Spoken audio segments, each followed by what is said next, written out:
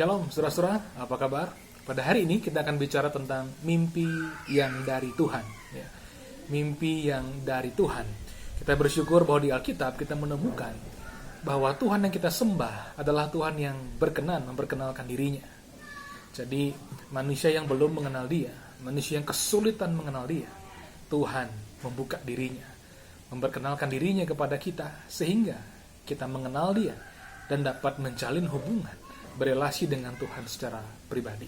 Nah, mengapa ini penting? Karena sejak manusia jatuh ke dalam dosa, pengenalan akan Tuhan adalah sesuatu yang sangat sulit sekali. Bagaimanapun kerasnya, hebatnya manusia berusaha, maka manusia tidak bisa betul-betul mengenal Tuhan. Atau manusia tidak akan pernah sampai kepada pengenalan akan Tuhan yang memimpin mereka kepada keselamatan. Karena di dunia yang telah jatuh ke dalam dosa ini, pewahyuan tentang keselamatan itulah puncak daripada segala pewahyuan dari Tuhan. Nah, saudara sekalian, pada hari ini ya, kita akan bicara tentang mimpi yang dari Tuhan, khususnya berdasarkan dari mimpi dari Yusuf. Kita semua tahu ceritanya, Yusuf adalah salah satu anak daripada Yakub, dan Yusuf rupanya adalah anak kesayangan. Dan rupanya Yusuf bukan hanya kesayangan bagi ayahnya, Yusuf juga memiliki hubungan yang erat dengan Allah daripada ayahnya, dari sesembahannya, saudara sekalian. Apa sebabnya? Ya, kita semua tahu di Alkitab, yang membuat seseorang bisa erat dengan Tuhan adalah iman. Dia percaya kepada Tuhan, dan Tuhan pun percaya kepadanya. Untuk kasus Yusuf, saudara-saudara, mimpi Yusuf ini datang begitu saja, dan memberikan gambaran-gambaran tentang bagaimanakah Yusuf jadinya di masa depan. Namun demikian Yusuf rupanya orang yang polos sekali. Apapun yang dia terima dari Tuhan, dia katakan begitu saja kepada orang-orang di sekitarnya. Yusuf mendapat mimpi pada waktu itu, dan dia bercerita tentang mimpinya kepada saudara-saudaranya dan juga kepada orang tuanya. Dan yang terjadi adalah mereka semua menganggap mimpi Yusuf sebagai sesuatu yang sifatnya rekaan belaka, bukan sesuatu yang penting atau sesuatu yang sifatnya ilahi. Namun demikian, Tuhan memberikan mimpi itu dan membuat Yusuf tidak bisa melupakannya. Mimpi yang pertama adalah ada 12 berkas dan 11 berkas sujud kepada berkasnya Yusuf.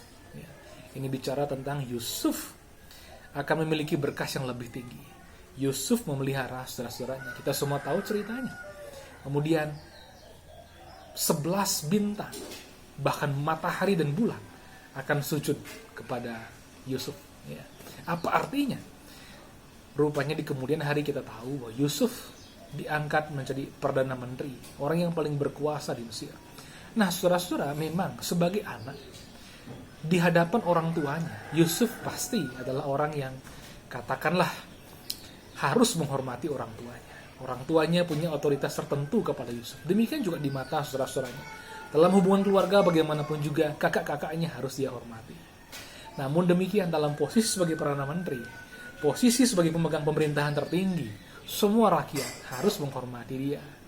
Misalkan saja kita sudah dewasa begitu ya. Kita memiliki anak-anak dan salah satu di antara mereka menjadi presiden. Sebagai orang tuanya tentu anak kita harus menghormati kita. Tapi jikalau kita memposisikan diri sebagai rakyat, warga negara, maka kita harus menghormati pemimpin negara kita. Nah, Tuhan punya rencana buat Yusuf. Menjadi orang yang besar, dipakai untuk memelihara bangsa yang besar. Hari ini pun juga sebenarnya Tuhan punya rencana bagi kita. Dan sampai hari ini Tuhan juga memberikan mimpi. Namun demikian, kita harus kenali seperti apakah mimpi yang berasal dari Tuhan itu. Salah satunya betul, Tuhan bisa saja memberikan kita mimpi yang istimewa. Ketika kita tidur atau beristirahat, kita bermimpi sesuatu. Dan itu berasal dari Tuhan. Mimpi yang berasal dari Tuhan, ciri khasnya adalah mimpi itu pasti digenapi. Dan mimpi itu akan menolong kita untuk memiliki fokus yang tepat dalam hidup ini. Yusuf punya fokus yang tepat. Itu sebabnya sekalipun dia disalah mengerti karena kepolosannya yang begitu rupa, Yusuf tidak pernah menaruh dendam kepada saudara-saudaranya. Sekalipun dia dibuang ke lubang, dijual sebagai budak, bahkan difitnah di rumah Potifar oleh istri Potifar, dan kemudian dilupakan selama 2 tahun oleh para pejabat yang dia tolong tafsirkan mimpinya. Yusuf punya fokus yang tepat. Dia selalu ingat kepada Tuhan. Dan dia mensyukuri, dia menikmati, dia berjalan dalam penyertaan Tuhan. Nah, mimpi yang dari Tuhan membawa kita masuk ke dalam rencana-rencana Tuhan yang semakin dibukakan. Akhirnya sampai kepada penggenapannya. Tapi mimpi yang bukan dari Tuhan akan berlalu begitu saja. Tidak memberikan perubahan apapun dalam hidup kita. Tidak ada buah-buah yang kelihatan sebagai tanda-tanda kehadiran Tuhan. Namun mimpi juga tidak melulu soal atau sesuatu yang kita dapat ketika kita tidur. Mimpi juga bisa terjadi ketika mata kita terbuka. Nah, ini penting sekali. Mimpi ketika mata kita terbuka, artinya apa sih? Mimpi ketika mata kita terbuka berarti kita memiliki visi. Dan visi yang terbaik tentu saja harus datang dari Tuhan. Kalau bukan Tuhan yang menjadi sumber visi kita, maka yang terjadi adalah hidup kita dikendalikan hanya oleh keinginan-keinginan kita atau emosi-emosi kita yang sesaat. Tetapi jikalau hidup kita didorong oleh visi yang berasal dari Tuhan, di situ sesuatu yang indah akan terjadi. Kita memiliki alasan yang kuat untuk berbuat sesuatu yang berdasar teguh. Masih kita muda, temukan visi. Tentu visi ini tidak bisa didapat secara instan. Kita perlu bergaul, kita perlu mengenal Tuhan dengan dalam. Kita perlu juga terjun dalam pelayanan, juga dalam dunia kerja dan lain sebagainya. Melihat segala sesuatu. Dan biarkanlah kerinduan-kerinduan itu. Dan apa yang kita katakanlah sudah anggap sebagai suatu sketsa visi itu meresap dalam diri kita, mengalir dalam diri kita, sehingga visi itu pada akhirnya mengendap dan teruji. Karena sesuatu yang dari Tuhan harus diuji secara waktu. Jika itu bukan dari Tuhan, itu akan cepat sekali hilang. Kita melupakannya, kita pun juga nggak peduli. Tapi kalau dari Tuhan, kita doakan, kita barangkali juga sharingkan dengan orang-orang yang tepat, dengan cara yang tepat. Maka sesuatu yang dari Tuhan, mimpi itu, visi itu, makin lama makin kuat, makin teguh, dan makin kokoh, sehingga kita pun pada akhirnya terdorong untuk melakukannya dan menggenapinya dalam kehidupan ini. Saya mendorong kita menemukan visi itu. Kalau belum ketemu, saya yakin suatu hari pasti ketemu.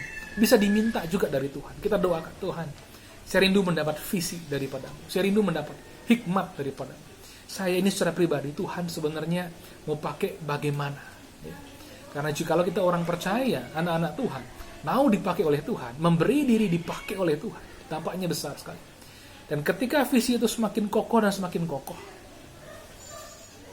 mulai melangkah. Langkah demi langkah, tahap demi tahap. Persiapkan diri kita, isi diri kita. Karena visi yang dari Tuhan akan membuat kita mengalir dalam dorongan ilahi yang dari batin kita. Bukankah Tuhan sendiri sebenarnya yang memberikan kerinduan-kerinduan yang baik? Bahkan kuasa-kuasa untuk melakukan pekerjaan-pekerjaan baik dalam hidup ini. Terutama melaksanakan visi yang berasal dari Tuhan. Sehingga hidup kita ada rencana Tuhan yang spesifik yang digenapi. Dan buahnya nyata. Saudara-saudara sekalian. Dan saya percaya ini bukan milik segelintir orang. Atau bukan milik satu orang saja. Bukan milik seorang Yusuf. Ini barang siapa yang mau. Barang siapa yang rindu untuk berkarya secara spesifik bagi Tuhan. Di bidang-bidang tertentu. Dan melalui cara tertentu. Tuhan akan membukakannya. Sesuatu yang dari Tuhan akan semakin kita kenali. Karena hidup tanpa visi, hidup tanpa mimpi, hanya sebuah rutinitas saja. Tidak ada serunya. Hanya mengulangi hal-hal yang biasa kita lakukan. Tapi visi dari Tuhan, dampaknya besar. Mimpi Yusuf akhirnya memelihara Mesir dan banyak orang-orang di sekitar yang mengalami kelaparan. Dan tidak berhenti di sana. Dia memelihara keluarga Ibrani, yakni keluarga Yakub, yakni Israel itu sendiri. Sampai rencana Tuhan digenapi menjadi nyata. Yusuf menyadari pada akhirnya dia diutus oleh Tuhan. Saudara-saudaranya sempat berbuat jahat kepada dia.